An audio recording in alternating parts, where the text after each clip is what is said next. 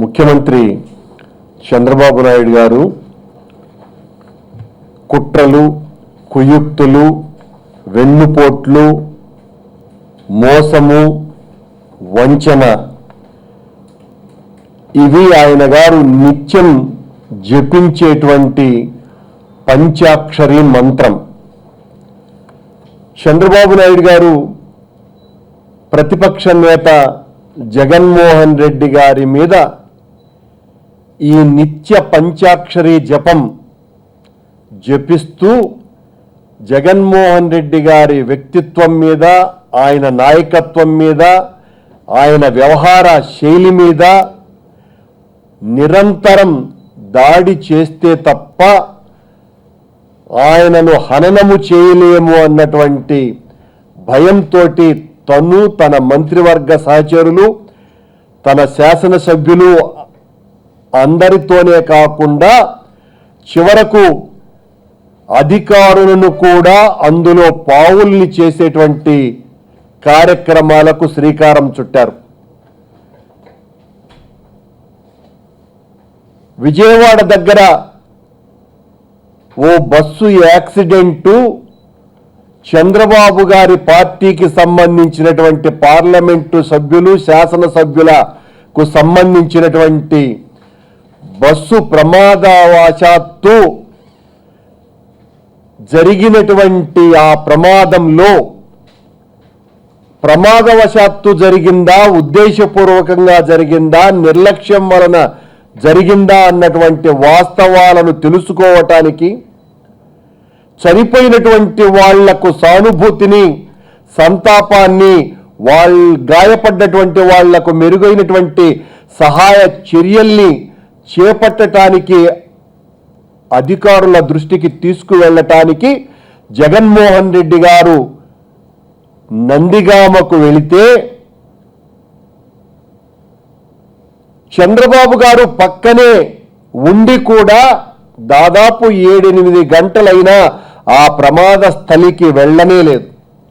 జగన్మోహన్ రెడ్డి గారు ఆర్తితో, బాధతో జరిగినటువంటి ప్రమాదాన్ని చూసి చెలించి బాధిత కుటుంబాలను సహాయపడాలన్నటువంటి ఉద్దేశంతో సమస్యను పక్కదారి మళ్లించేటువంటి ప్రమాదం చాలా స్పష్టంగా కనబడుతున్నది కనుక ఆ ప్రమాదానికి కారణభూతుడైనటువంటి డ్రైవర్ యొక్క నిర్లక్ష్యం కారణంగా ఆయన తాగి ఉండి ఈ డ్రైవింగ్ చేశాడు అన్నటువంటి ఆరోపణలు వస్తున్నటువంటి కారణంగానే కాకుండా ఆ జరిగినటువంటి సంఘటనకు బాధ్యుడైనటువంటి డ్రైవర్ చనిపోయినప్పుడు పోస్ట్ మార్టం చేయవలసినటువంటి చట్టబద్ధ వ్యవహారాన్ని కూడా పక్కన పెట్టి ఆయనకు పోస్ట్ మార్టం చేయకుండా ఆ శవాన్ని తరలించేటువంటి కార్యక్రమం చేస్తూ ఉంటే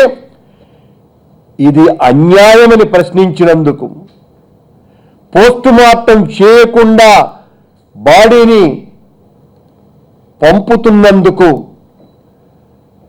వివరణ కోరితే తప్పు చేసినటువంటి వాళ్ళు ఎవరైనా ఈ దేశంలో చట్టం అందరికీ సమానంగానే ఉన్నది. తప్పు చేస్తే, నేరం చేస్తే ప్రధాని అయినా జైలుకు పోవలసిందే.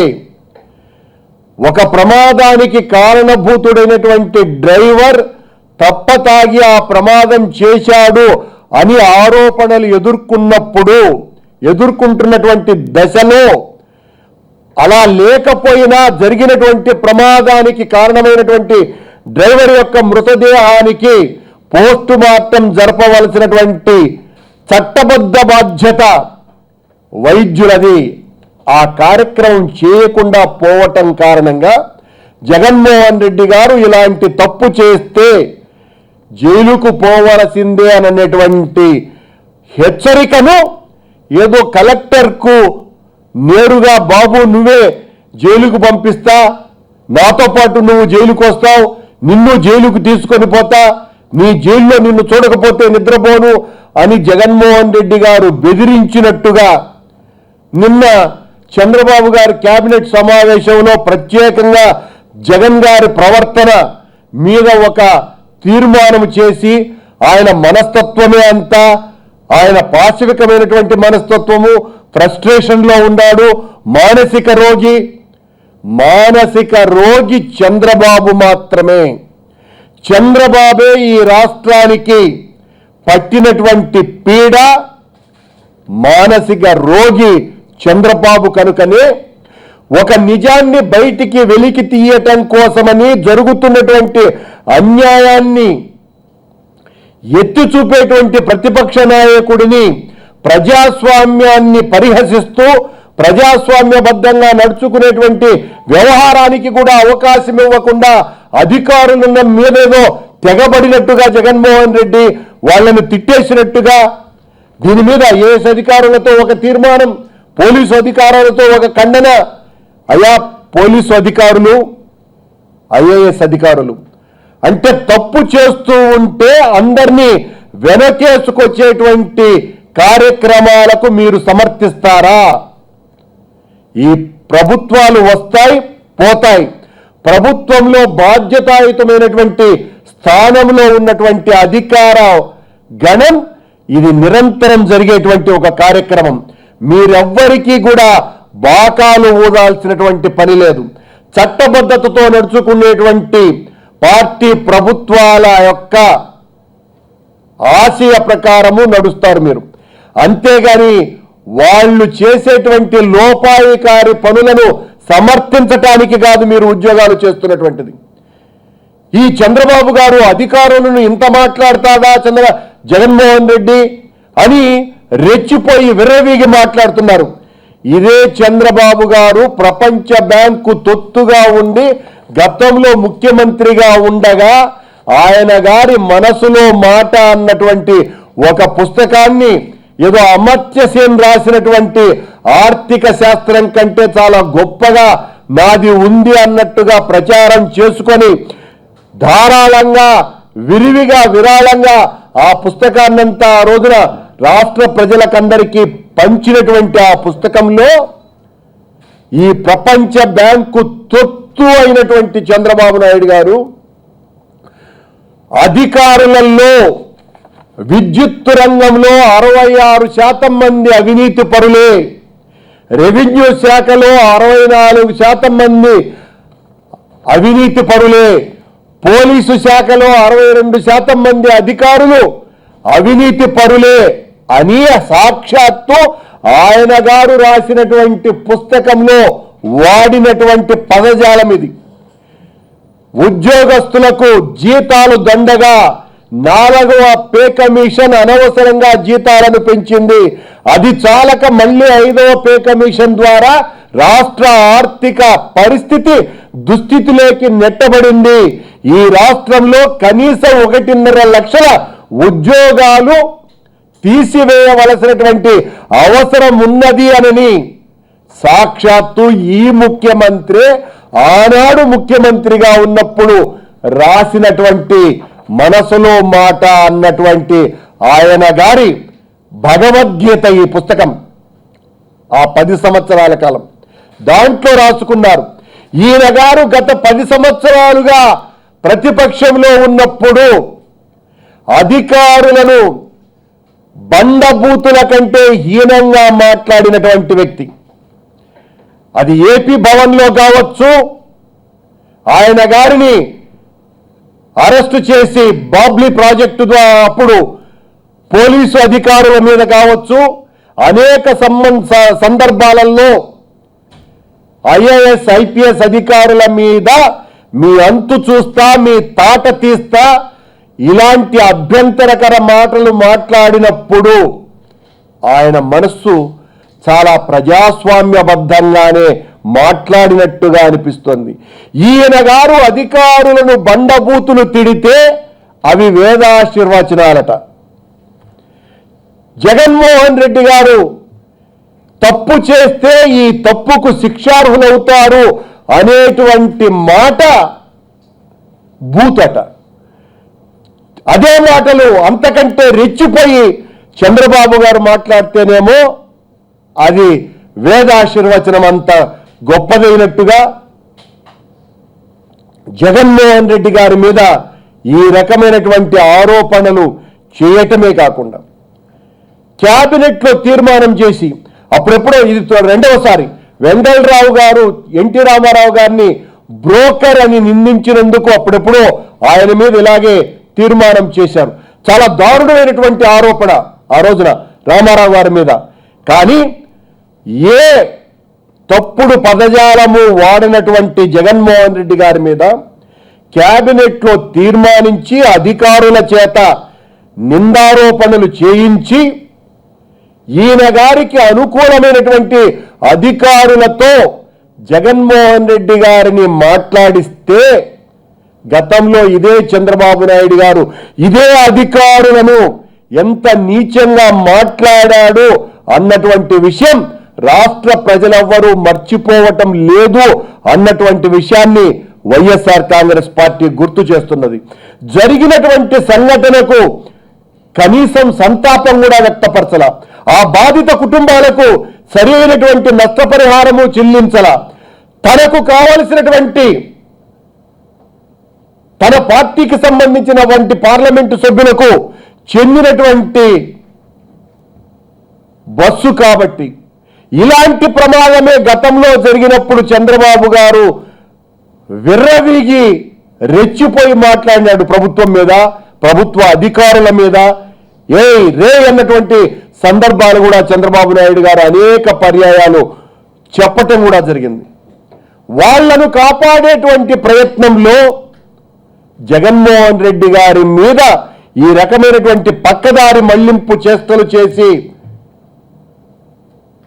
జరిగినటువంటి దాని మీద న్యాయ విచారణ కూడా చేయకుండా వాళ్లకు నష్టపరిహారం కూడా ఇవ్వకుండా మా నాయకుడి మీద ఆరోపణలు చేస్తే, మా నాయకుడి మీద అభాండాలు వేస్తే బొట్టుకు కాణీకి ఉపయోగపడినటువంటి మంత్రులంతా ప్రజాస్వామ్యబద్ధంగా పోరాడుతున్నటువంటి వైఎస్ఆర్ కాంగ్రెస్ పార్టీ మీద జగన్ గారి మీద బురద చల్లితే భయపడటానికి మేమెవ్వళ్ళము సిద్ధంగా లేం. వీళ్ళ చర్యలు చేష్టలు ఎలా ఉన్నాయంటే జగన్ పేరులో గన్ ఉంది కాబట్టి జగన్ ఒక టెర్రరిస్టు అని కూడా అనటానికి సాహసించకుండా ఉండలేనటువంటి పరిస్థితికి చంద్రబాబు గారు అనుకో తయారైంది. జగన్లో గన్నున్నది, అందువల్ల ఈయన టెర్రరిస్టు, ఈయన ఒక ఉగ్రవాది, ఈయన ఒక మావోయిస్టు అని కూడా అనటానికి సంకోచించరు. ఈ 3 సంవత్సరాల కాలంలో మీ పాలన మీద మీకే నమ్మకం లేక, మీ పాలన మీద ఎవ్వరూ కూడా సంతృప్త స్థాయిలో ప్రజలు లేకపోవటం కారణంగా, ఆ సంతృప్తి మీ పాలన విషయంలో మీకే లేకపోవటం కారణంగా ప్రతి చిన్న విషయాన్ని కూడా బెంబేలెత్తిపోయి ప్రజాక్షేత్రంలో జగన్మోహన్ రెడ్డి గారు మీ మొత్తం మలినాన్ని కడిగి పారేస్తుంటే భయపడిపోయి ఆయన మీద ఆరోపణలు చేస్తున్నంత మాత్రాన వాస్తవం మరుగున పడేటువంటి ప్రసక్తి లేనే లేదు. చంద్రబాబు గారు మీ పాలనలో స్వచ్ఛత ఉండేటట్టుగా పరిపాలించండి. ఎంతసేపు ఈరోజు నిన్న ఆయన కొత్త శాసనసభ ప్రారంభం చేస్తూ అమరావతిని అమరధామంగా మారుస్తా, నా పట్టుదల వలన 2 ఏళ్లలోనే కొత్త అసెంబ్లీ వచ్చింది, సొంత గడ్డ మీదనే శాసనాలు చేసుకుంటాం. నువ్వే కాదు, వ్యక్తి కూడా 2 ఏళ్లలో బ్రహ్మాండమైన మిద్దె కూడా కట్టుకుంటాడు డబ్బుంటే. ఇదేదో ఈ శాసనసభను కట్టేందుకు కష్టపడి 2 ఏళ్లలోనే శాసనసభను కట్టేశాను చూశారా అంటున్నాడు. శాసనసభను ప్రపంచంలోకెల్లా అద్భుతంగా తీర్చిదిద్దుతాడట. ఈ శాసనసభలో మీరెంతగా గొప్పగా కట్టారో అంతకంటే గొప్పగా ఉన్నత ప్రమాణాలతో ఆ శాసనసభను నడపటానికి ప్రతిపక్ష నాయకుడు ప్రతిపక్ష పార్టీ యొక్క గొంతులు నొక్కకుండా కోయకుండా ప్రతిపక్ష యొక్క వాణి వినిపించేటువంటి అవకాశం ప్రజాస్వామ్యబద్ధంగా కల్పిస్తే అప్పుడు ఆ శాసనసభ యొక్క వన్నె వస్తుంది. అంతే తప్ప బెంచీలు, కుర్చీలు, మైకులు సరిగ్గా పెట్టినంత మాత్రాన ప్రయోజనం లేదు. మిమ్మల్ని, మీ ప్రభుత్వాన్ని నిలదీసేటువంటి, మీ ప్రభుత్వం యొక్క పోకడలను, అప్రజాస్వామిక అవినీతికరమైనటువంటి విధానాలను నిలువరించేటువంటి ప్రయత్నం చేసే ప్రతిపక్షం యొక్క ప్రజల గొంతును ఆ శాసనసభ మైకుల ద్వారా వినిపించండి. వినిపించటానికి పూర్తి సహకరించండి. మీ చేతుల్లో ఉన్నది. మీరు ఎంత గొప్ప బిల్డింగ్ కట్టారు అన్నది శాసనసభకు గౌరవ ప్రతిష్టల్ని తేదు. ప్రతిపక్షం యొక్క గొంతు మీ గొంతు కంటే ఎక్కువగా ఆ శాసనసభలో వినిపించినప్పుడే ప్రజావాణి వినపడుతుంది తప్ప ఇంకొక రకంగా దాని వలన ప్రయోజనం లేదని, అయినా మీరు ప్రజాస్వామ్యబద్ధంగా వ్యవహరిస్తారు అన్నటువంటి నమ్మకం ఈ రాష్ట్రంలో ఉన్నటువంటి మేధావులకు, సమాజం పట్ల, సామాజిక హితం పట్ల బాధ్యత కలిగినటువంటి వాళ్ళకెవ్వరికీ కూడా లేకుండా చేసేశారు మీ పాలనలో. కనుక అవన్నీ మృగ్యమేనని ఆశించటం గొంతెమ్మ కోరికే అవుతుంది తప్ప మరొకటి కాదని ఇప్పటికైనా సిగ్గుతో తలదించుకొని మీరు చేస్తున్నటువంటి ఈ అప్రజాస్వామిక విధానాలతో మా నాయకుని మీద ఈ మాలిన్యాన్ని అంటేటువంటి కార్యక్రమం మానకపోతే మేము నిరంతరం ఉద్యమాలు చేస్తూనే ఉంటామని, ఉద్యమకారులుగా మా నాయకుడి మీద మీరు చేసినటువంటి అక్రమ కేసును బనాయించినందుకు నిరసనగా శాంతియుతంగా ధర్నాలు చేస్తుంటే దాన్ని కూడా భరించేటువంటి పరిస్థితుల్లో లేడు చంద్రబాబు నాయుడు గారు. ఎక్కడ పడితే అక్కడ మా కార్యకర్తల్ని, నాయకుల్ని అందరినీ కూడా అరెస్టులు చేసి మమ్మల్ని ఏదో దోపిడీదారులుగా, దొంగలుగా, హంతకులుగా చిత్రీకరించేటువంటి ప్రయత్నం చేస్తున్నారు. అంటే ప్రజాస్వామ్యం అంటే చంద్రబాబు హడలి చస్తున్నాడు అని అనుకోక తప్పదు. ప్రజాస్వామ్యం అంటేనే భయం పుట్టి వణికిపోతున్నాడు చంద్రబాబు నాయుడు. ఆయన వెన్నులో చలి పుడుతోంది. ప్రతిపక్ష గొంతు వినాలంటే,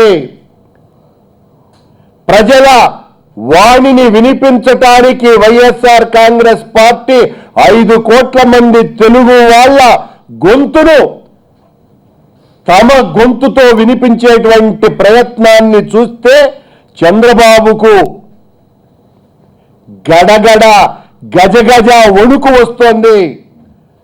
మీకు మరింతగా వణుకు తెప్పిస్తాం, మిమ్మల్ని గజగజలాడిస్తాం. జగన్మోహన్ రెడ్డి గారి నేతృత్వంలో ప్రజాస్వామ్య పద్ధతులతో పోరాడుతూనే ఉంటామని హెచ్చరిస్తున్నా. మా నాయకుడు ఏ రకంగానూ మాట్లాడలేదమ్మా. చాలా తప్పు. అంటే తప్పు చేసినటువంటి వాళ్లను భుజాలెత్తుకొని సమర్థిస్తారా తల్లి? గతంలో చంద్రబాబు నాయుడు గారు బండబూతులు తిట్టారు, మా నాయకుడు తిట్టలేదు. ఒక నేరానికి సహకరించేటువంటి పరిస్థితి తెస్తే ప్రధానమంత్రి అయినా జైలుకు పోవాల్సిందే. ఐఏఎస్ అధికారి అంటే అమ్మా ఎవరైనా పోవాల్సిందే. ఐఏఎస్ అధికారో, పోలీసు అధికారో అయినంత మాత్రాన మీరు నేరాలు చేయడానికి మీకు అది సర్టిఫికేట్ కాదు.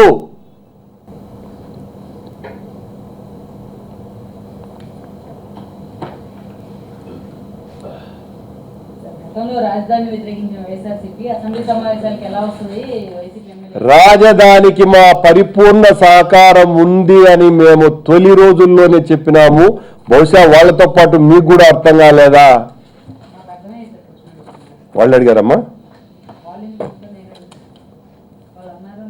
అదేమ్మా, వాళ్ళు అడుగుంటే వద్దు, మేము మా కోసం కొంచెం- అమ్మమ్మ మేము మమ్మల్ని దయచేసి అలా అనుకోకండి. అదే సార్. మేము చంద్రబాబు యొక్క అప్రజాస్వామిక విధానాలకు సహపాఠులం కాము. ఏమో సార్, మొన్న మీరు కేసీఆర్ కలవడం మీద విమర్శలు వస్తున్నాయి మరి తిరుపతిలో. ఏం విమర్శలు వచ్చినాయమ్మా? కేసీఆర్ కలిసే వైసీపీ వాళ్ళు ఏంటి దాని వెనుక భేటీ వెనుక రహస్యం. ఆయన ఒక పక్క రాష్ట్ర ముఖ్యమంత్రి తొలిసారిగా వస్తున్నాడు, భేటీలా పాడా. మీరు వచ్చినా రిసీవ్ చేసుకుంటాం, తెలిసిన ఆవిడ వచ్చింది కదా అని సార్లు వచ్చాను సార్ లాస్ట్ ఇయర్. చెప్పి వచ్చి ఉండాలి. మీరు చెప్పి వచ్చి ఉండాలా? మీరు కేసీఆర్ కాదు కదా. మీరు ఇప్పుడే అన్నారు కదా. అవునమ్మా, అదే మీరు చెప్పి వస్తే ఎయిర్పోర్ట్ లో రిసీవ్ చేసుకోవడం మీరు చెప్పి వస్తే మిమ్మల్ని అయినా కూడా రిసీవ్ చేసుకుంటారు.